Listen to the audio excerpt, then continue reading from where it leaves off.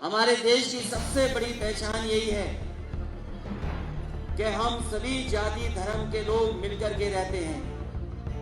दुनिया के जितने भी देश हैं,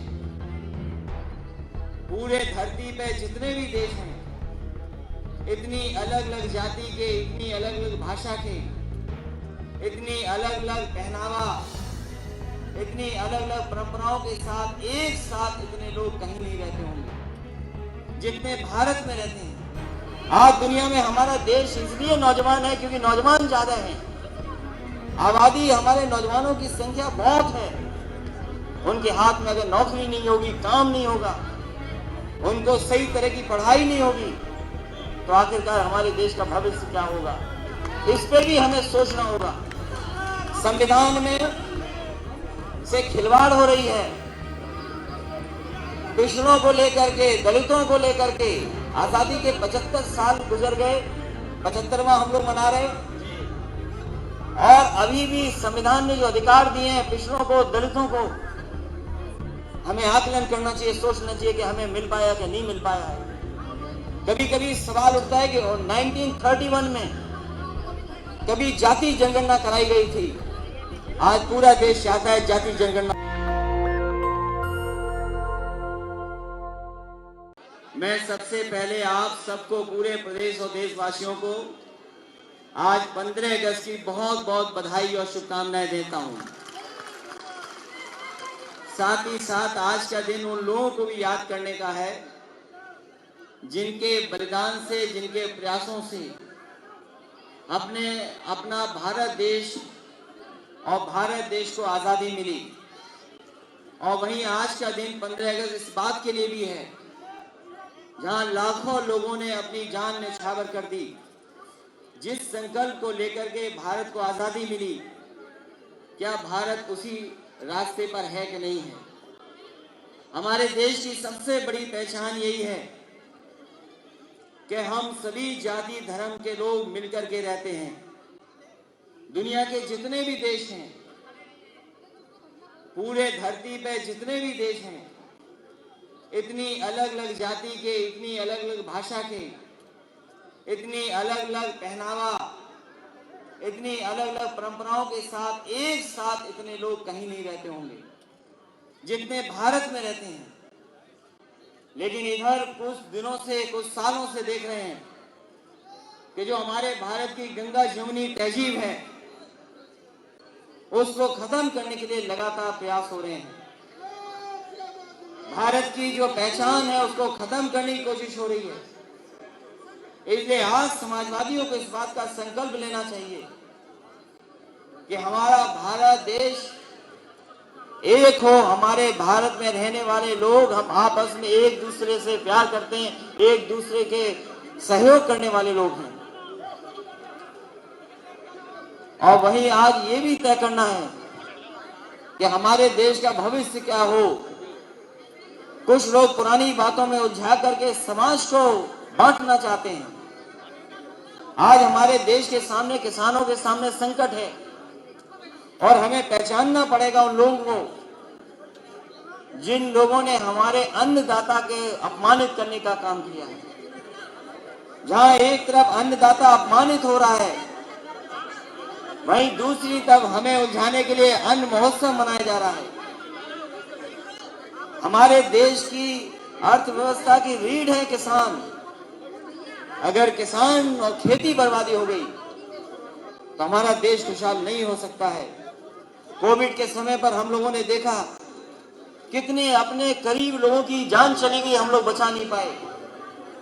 जहां दवाइयों का अभाव था, डॉक्टरों का अभाव था, बिस्तरों का अभाव था। और जो दुनिया ने हमारी तस्वीरें देखी हैं कि लोग अपने आप सिलेंडर का इंतजाम कर रहे थे। वो ये जानते थे कि अगर सिलेंडर हमें मिल जाएगा तो हमारी जान बच जाएगी। लेकिन जो सरकारें रहीं वो हमारे गरीबों को अनाज छोड़ दिया, उनको अपने सहारे पे छोड़ दिया। दवाई, बेड और ऑक्सीजन उपलब्ध नहीं करा पाए, जिसकी वजह से बड़े पैमाने पे लोग की जान चली गई। आज दुनिया में हमारा देश इसलिए नौजवान है क्योंकि नौजवान ज्यादा हैं। आबादी, हमारे नौजवानों की संख्या बहुत है। उनके हाथ में अगर नौकरी नहीं होगी, काम नहीं होगा, उनको सही तरह की पढ़ाई नहीं होगी तो आखिरकार हमारे देश का भविष्य क्या होगा, इस पे भी हमें सोचना होगा।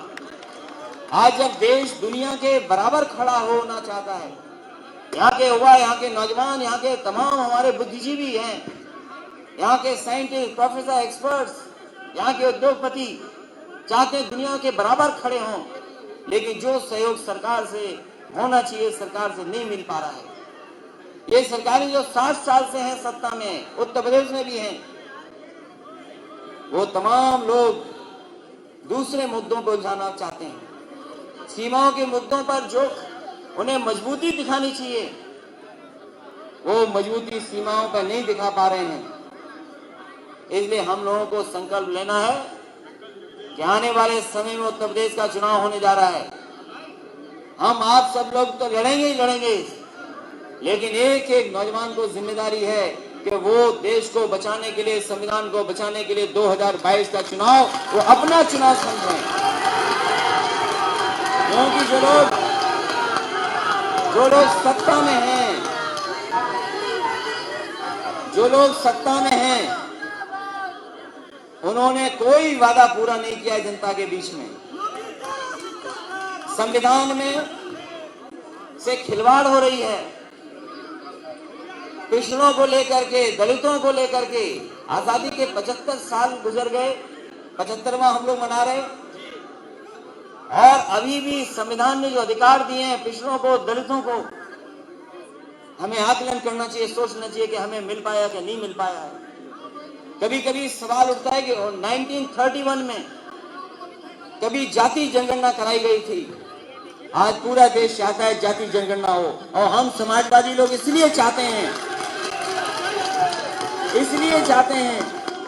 क्योंकि हमने बहुत करीब से देखी हैं चीजें उत्तर प्रदेश में। यही सरकार में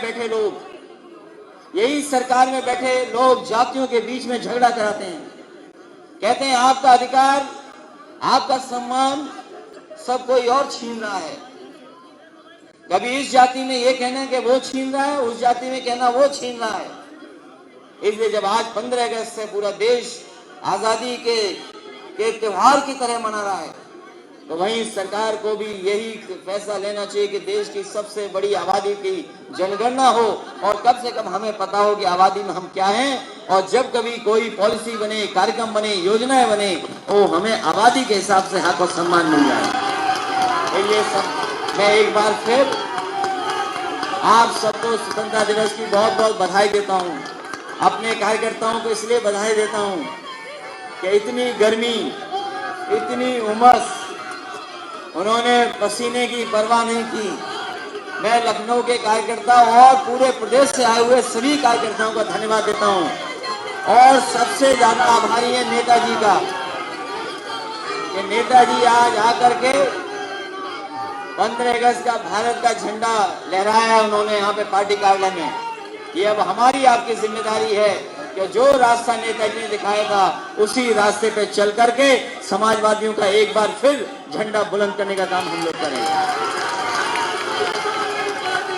और नेताजी का भी बहुत बहुत धन्यवाद यहाँ आने के लिए, और हमारी पार्टी के कार्यकर्ता नेताओं का सबका मनोबल बढ़ाने के लिए।